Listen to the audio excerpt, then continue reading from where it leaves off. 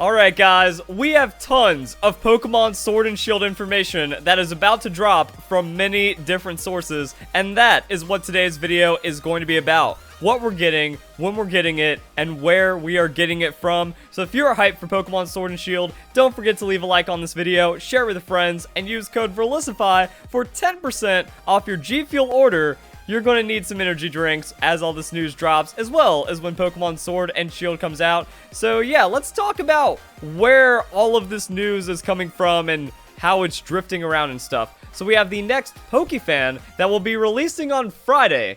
As though we weren't already getting enough Friday information with the live stream that is going to be happening as well. Also, this is a Japan Friday, so we're probably going to see this information sometime around Thursday, so tomorrow, I don't know.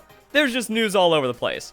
Has information regarding the anime aside from Pokemon Sword and Shield game information. So we're going to be getting a recap Pokemon Sword and Shield. Maybe not anything like explicitly new, but there could be some extra side details and clarification, which seems to be a lot of the information that we're getting about Pokemon Sword and Shield. Just an off comment that really clarifies something massive about the games, but we're going to be getting anime information as well. So we can see that if we scroll right there, boom, we got Go and Ash. So that's the big thing I'm waiting for. I'm waiting to see how they incorporate all the generations. We might not figure that out until maybe the first couple of episodes. Like, it might not even be through the 1 hour special. We might have to, like, let the series develop and then go, so that's how they're doing it. Or we're just going to get more interviews and information and then figure out how the anime works like that. Also, there's Gameinformer. Gameinformer has Pokemon Sword and Shield exclusive coverage, which is updating all the time at crazy moments and just giving us tons of information. The most recent one being a rapid fire interview. 101 rapid fire questions about Pokemon Sword and Shield. That one just came out, and check back regularly for more exclusive Pokemon Sword and Shield coverage. Also, people that have gotten the digital subscription, they're just kind of like posting transcripts of the interview from from Gameinformer. The thing is, I'm not going to cover that until it's posted onto the website, unless it's something incredibly massive, because I don't want to steal from Gameinformer's hard work. They are the one that spent the money and the resources to go to Japan, to go to Game Freak, and then interview them with an exclusive interview, and then drop the information as they want to. So I'm just going to cover it as it comes out. And then we have this. Masuda with a journalist. It seems that the journalist is from Eurogamer soon. So, Junichi Masuda, we know he is out and about doing interviews. This one, he's at the Pokemon Company International. So, my question is he conducting interviews with, like, games media and journalists at Pokemon Company? Or is he also going to be doing a Pokemon Company interview? Because we see these from time to time as well. You know, when we see stuff like that. We interviewed Junichi Masuda and Shigeru Mori about Pokemon Sword and Shield. This one came out for, like, E3 information with all the Dynamax and stuff. Now, when we get an interview like this on Pokemon.com, it's not really going to give us any crazy new reveals, but it does give us a lot of information and sometimes some really surprising stuff that is definitely worth a video or worth talking about. So this can be significant, but the question is, you know, is Eurogamer visiting the Pokemon offices and like other outlets, and that's why Junichi Masuda is there, or is he just going to be giving interviews from all over the place? Because the crazy thing about Eurogamer is that they went to Game Freak headquarters, and now Junichi Masuda, he's flying around and conducting interviews. Also, later on in this video, I want to talk about some of the interesting points from the rapid fire interview, but if you want to see it, I recommend watching it for yourself. That way, again, I don't want to like steal all of their hard work and stuff. There are still some newsworthy and noteworthy things that I do want to discuss with you guys. So yeah, we have all of that coming out, and then of course the big one, Friday, guys. It ekes closer and closer. Now we're less than 48 hours away from the 24-hour Pokemon Sword and Shield live stream, the Galar research update from Sonya. I'm super excited about this. I think that since it's going to be 24 hours long, that's mostly just going to be a loop, and I don't know how long that loop is going to last.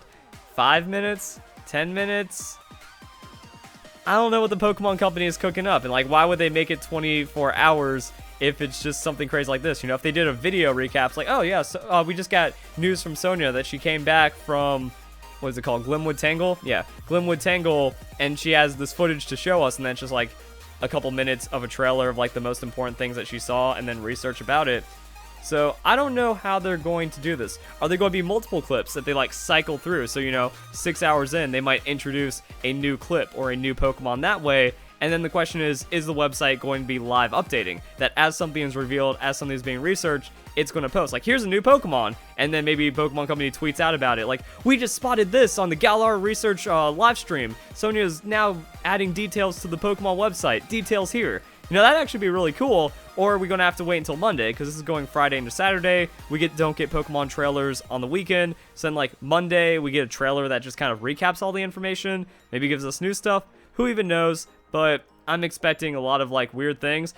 And maybe they make this really fancy. Or, since it's 24-hour Pokemon Company, little fun, cheeky thing they're doing. You know, it's just this picture with some, like, warp image animation effects, so like when they take a still image and they kind of make it feel like it has movement to it or something like that. So it could just be that and then like random Pokemon. I don't know if it's going to be like 2D animated sprites or if it's just going to be like this and then Pokemon models walking around on it. So I'm looking forward to new Generation 8 Pokemon and also National Dex Pokemon being confirmed, or, you know, Galar Dex that are confirmed to not be cut from the National Dex, and also Pokemon to expect inside of Glimwood Tangle. So once we understand where that is in the Galar region, when Pokemon Sword and Shield comes out, you can use that to target specific species, and that's going to be some pretty interesting stuff. And now on to some of the more interesting details from the interview. So Junichi Masuda was asked to impersonate one of the most secret Pokemon from Pokemon Sword and Shield, and this is what he gave. I'm guessing it's maybe like some kind of angelic Pokemon. This could maybe represent the legendaries, or if it's super secret, then maybe mythical. My thought is, if it's supposed to be about like the starter evolutions, that doesn't look like Sobble, Grookey, or Scorbunny's evolutions. You know, like a fighting stance would be really more akin to Scorbunny. Banging drums would be Grookey, but that would just kind of be super free. I guess not super secret. And then that doesn't seem to have any kind of spy theme with Sobble's evolution from the information that we have from the leaks. So this is going to be hilarious. Like, if this Pokemon is revealed before the games come out, that's going to be awesome. If we discover it inside the games or when it's finally, like, officially known, then we're just going to look back on this and be like, oh, that's what it means. But until then, it's just silly information. And then Omori kind of did, like, another weird fairy-ish kind of pose. So I'm wondering if he's mimicking, like, either the Trio Legendary, some kind of special Legendary, or maybe Junichi Masuda here is Eternatus. That actually kind of sound like, if you hear the word Eternatus and you look at this, sounds interesting. As to whether they will reveal the final evolutions of the starters prior to the game's release, Masuda said it'd be better if you didn't see them yet. That feels like it's really in line with the lack of information we have with Pokemon Sun and Moon, but it is October, and October is when to expect starter evolutions, but at the same time, we have that live stream. So October 4th, that's when we got the trailer for the evolved forms of, like, just the first stage evolution, so not even second stage. But we got the first stage evolutions October 4th. Instead, we're getting a live stream of Glimwood Tangle, so I'm guessing we're not going to see all the starter Pokemon just appear in this spooky mushroom forest, because they would feel very out of place like that.